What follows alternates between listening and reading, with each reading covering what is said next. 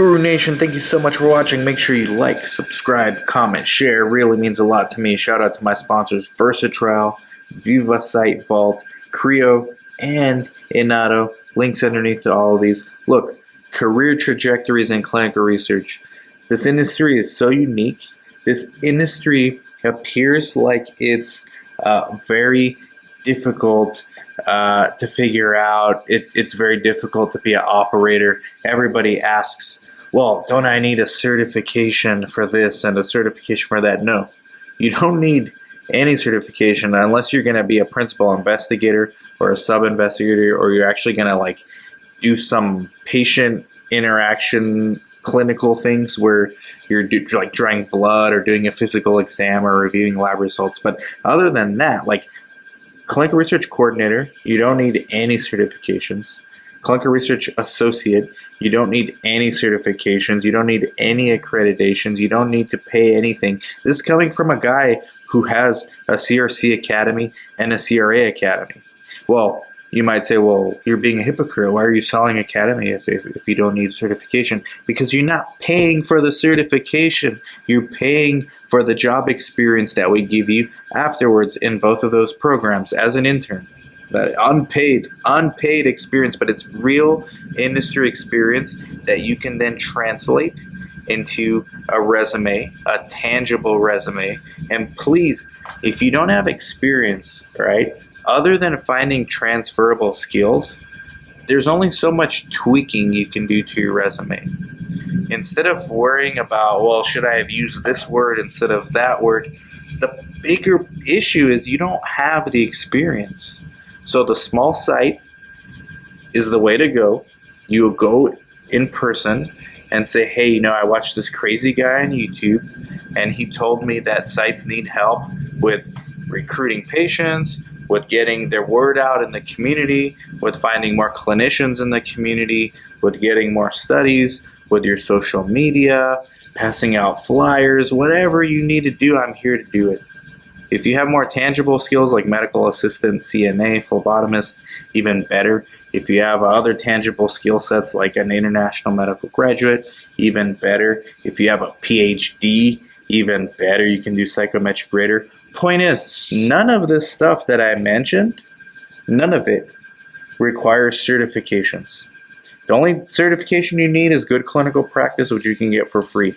Now, I'm really excited because this industry appears, again, I'm coming back to where I started.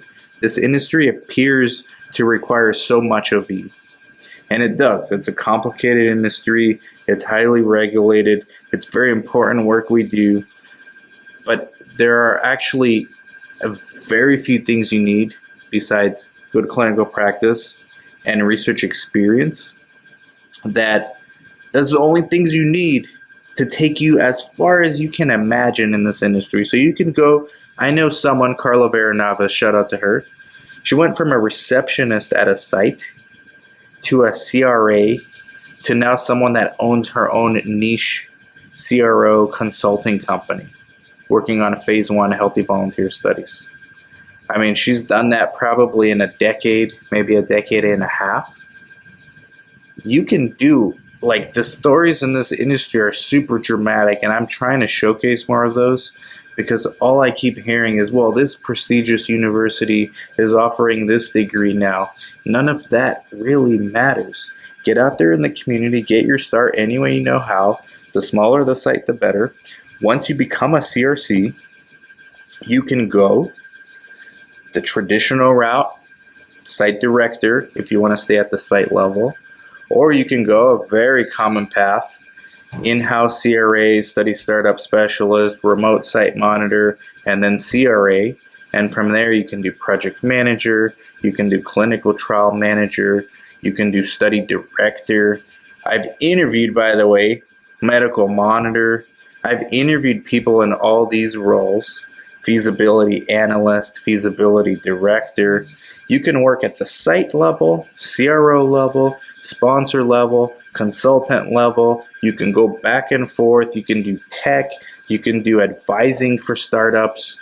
This is something I'm starting to get into, is advising for tech startups in the space, because I've always had an affinity for wanting to be involved in like tech startup culture, and I never got a chance to because I was running research clinics the whole time. But you can do anything. Like I've been in this industry since 2005. As of this video, it's not even 20 years, it's 18 years. I'm just now getting into the biotech world as a consultant. I'm just now getting into rare diseases as a consultant. I'm just now getting into advisory. And I am not a doctor, I'm not a clinician. So I can never become a PI. I can never become a medical monitor like some of you guys and gals can. So there are really no limits in this industry. It's what you do with the experience you get, how quickly you level up, how important it is to find the right company to cultivate your skills and encourage you to grow in your career. And then figuring out what your affinities are, what you like, what you don't like. This is where I think I want to go. This is where I don't think I want to go. Finding a mentor. But remember, you got to also give your mentor something back in return. Don't just leech information from others and not help them out too, right? And then go back and forth between all these four main types of companies in this industry: sites, CROs, sponsors, and vendors. That's it. You can be a W-2, you could be a 1099, you could be an independent contractor, you could be self-employed LLC, you can be a S-Corp, you can be a C-Corp, you can own your own site, you can own your own CRO. You can do anything you want in the space. But you got to have the right attitude, the right mindset, and you got to start digging in the right holes. And a lot of you guys and gals are relying on academics. Well, I need to go here, now I need to get this degree, now I need to get that degree. When you really need to be getting the experience. You really need to be getting out there. SOS conference. We make it affordable for a reason. It's only $150 right now to go to Tucson, February 2nd, 2024. If you're watching this in the future, I don't care what year it is, God willing, we still have saveoursites.com. Find out when the next conference is. It's going to be affordable, and go. Go network with sites, go network with CROs, go network with sponsors, go network with tech vendors. They're all going to be there. And find other conferences like it. They're going to be more expensive. That's why I think you should come to ours. And then LinkedIn, absolutely free.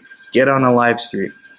Myself, Brad, Dr. Fox, Latinos in Clinical Research, Black women in Clinical Research, start engaging with not just the content creators, but the other viewers, the audience members. That's networking. So it's less about what education you're going to get. That is important. I don't want to downplay it because there's certain things that you can never be a medical monitor if you don't have a doctorate degree of some kind. You can be an international medical graduate, but there's certain limitations to some roles. But the point is, academia is not the answer for most of this stuff. The answer is in what I just laid out. The answer is in doing things other people refuse to do because they're not comfortable doing it. That's what you should be doing. So your career path is unlimited as far as potential is concerned. Like, subscribe, comment, share. Hopefully this inspires, motivates, spurs someone into action. Check out my sponsors in the link below. Thank you very much. Good luck. Connect with me on LinkedIn if you have no one else to connect with. Bye-bye.